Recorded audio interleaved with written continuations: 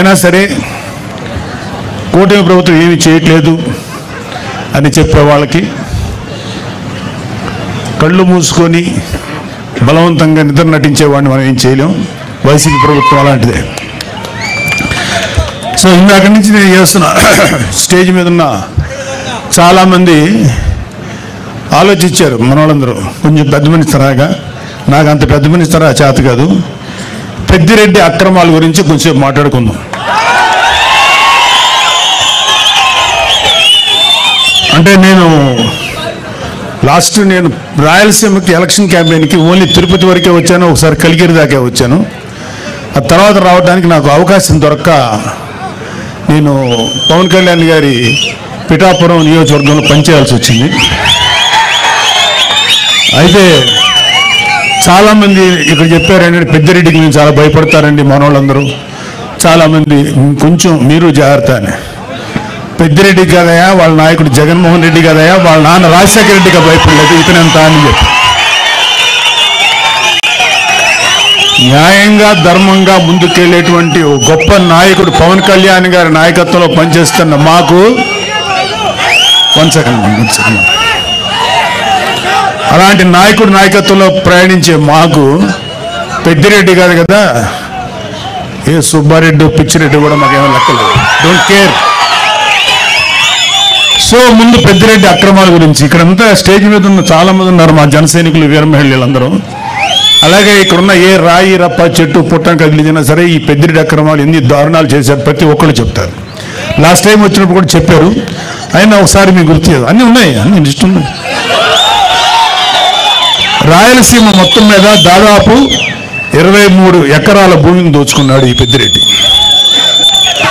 ఆయన దోచుకున్న భూముల రికార్డులు లేకుండా తన అనుచరులతో మదనపల్లి తహసీల్దార్ కార్యాలయంలో ఫైల్స్ దగ్ధం చేయించాడు. తగలబడిన ఫైల్స్ చాలా వరకు 22A కింద ఉన్న ప్రభుత్వ భూములకు సంబంధించిన డాక్యుమెంట్లు ఉందని సిఐడి అధికారులే నిర్ధారించారు. పుంగనూరు పాడి రైతులు నిల్వన దోపిడీ చేస్తున్నారు. లీటర్ పాలకి కేవలం 20 రూపాయలు ఆయన నిర్ధారించి తన సొంత డైరీకి పాలు తరలించాలని పాడి రైతుల్ని బెదిరిస్తున్నారు. ఇప్పుడు కాదులే, ఒకప్పుడు మొన్న ఎలక్షన్స్ వరకు. అలాగే మైనింగ్ మాఫియా తయారు చేసి నిబంధనలకు అనుగుణంగా మైనింగ్ చేసే వాళ్ళని, న్యాయంగా ధర్మంగా మైనింగ్ చేసే వాళ్ళని బెదిరించి వారి వ్యాపారాలు దోచుకున్నారు. పుంగనూరు, మదనపల్లి, తొంబలపల్లి కేంద్రంగా అక్రమ క్వారీలు, ఇసుక, గ్రావెల్ మాఫియా నడుపుతున్నారు. తిరుపతి మఠం భూములను ఆక్రమించుకున్నాడు. వడమాలపేటలో మండలంలో గుజరాతీ వ్యాపారిని, అతని కుటుంబ సభ్యులను బెదిరించి ఆస్తులు రాయించుకున్నారు. తిరుపతి నగరంలో చెరువులు ఆక్రమించారు. మద్యం అక్రమ దందా మొత్తం పెద్దిరెడ్డి రామచంద్రారెడ్డి కనుసన్నల్లోనే నడిచింది. మద్యం క్వాలిటీ లేదన్న ఒక దళితుడిని నెక్స్ట్ డే చంపించారు. ఈ మద్యం ఏంటో ఇంత దరిద్రంగా మూత్రంలో ఉంది అన్నందుకు నెక్స్ట్ డే చంపేశారండి. నెక్స్ట్ ఆయన కమిషన్ల కోసం, ఆయన కాంట్రాక్టుల కోసం ఆవులపల్లి రిజర్వాయర్ నిర్మాణాన్ని చేపట్టారు. దీనివల్ల 100 కోట్లు నేషనల్ గ్రీన్ ట్రిబ్యునల్కి పెనాల్టీ చెల్లించారు. పొంగనూరు నియోజకవర్గం పులిచెర్ల మండలం మంగళంపేటలో విలాసవంతమైన భవనం కోసం 70 ఎకరాల పైగా ఆక్రమించుకున్నారు. అటవీ శాఖ భూములు ఆక్రమించి మార్కెట్ యార్డ్ నిధులతో రోడ్లు వేసుకున్నాడు. మరొక ఎర్రచందనం అక్రమ రవాణా కోసం అడవుల్లో రోడ్లు వేయించుకున్నారు. అటవీ శాఖ మంత్రి పదవి అడ్డం పెట్టుకుని రాష్ట్ర వ్యాప్తంగా మైనింగ్ ద్వారా ఇసుక, మట్టి, కంకర, గ్రానైట్ తదితర ప్రకృతి సంపదను దోచుకున్న అడవి దొంగ నువ్వు పెద్దిరెడ్డి రామచంద్రారెడ్డి. 2 లక్షల కోట్ల అక్రమాస్తులు కూడబెట్టాడు. 2 లక్షల కోట్లు లెక్క పెట్టాలంటే ఎంతసేపు పడుతుందో, ఎన్ని రూములు కావాలో అర్థం చేసుకోండి.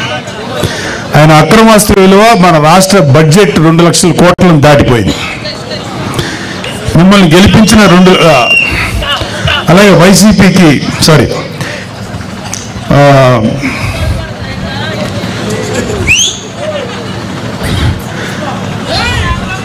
అన్నిటికన్నా సిగ్గుపడాల్సిన విషయం ఏంటంటే ఈ పెద్దిరెడ్డి రామచంద్రారెడ్డి అనే వ్యక్తి దాదాపు 2 లక్షల పైగా ఓట్లు వేసి గెలిపిస్తే శాసనసభకు వచ్చి నీ ప్రజల తరఫున నీ గొంతు వినిపించడానికి ధైర్యం చాలా. నీకు ఎమ్మెల్యే పదవి ఎందుకు? అర్జెంటుగా రాజీనామా చేయాలని మేమందరం డిమాండ్ చేస్తున్నాం.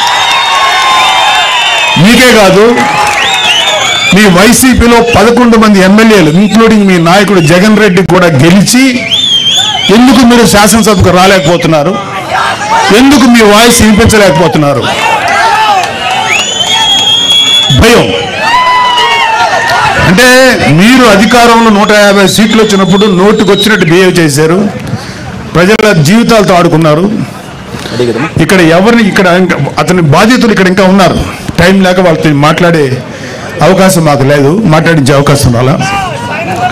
మీకు సిగ్గు, అభిమానం, ధైర్యం ఉంటే వచ్చి మీ గొంతు శాసనసభలో వినిపించండి. యూట్యూబర్లతోటి యూట్యూబ్లోను తర్వాత న్యూస్ ఛానల్స్లో మాట్లాడటం కాదు.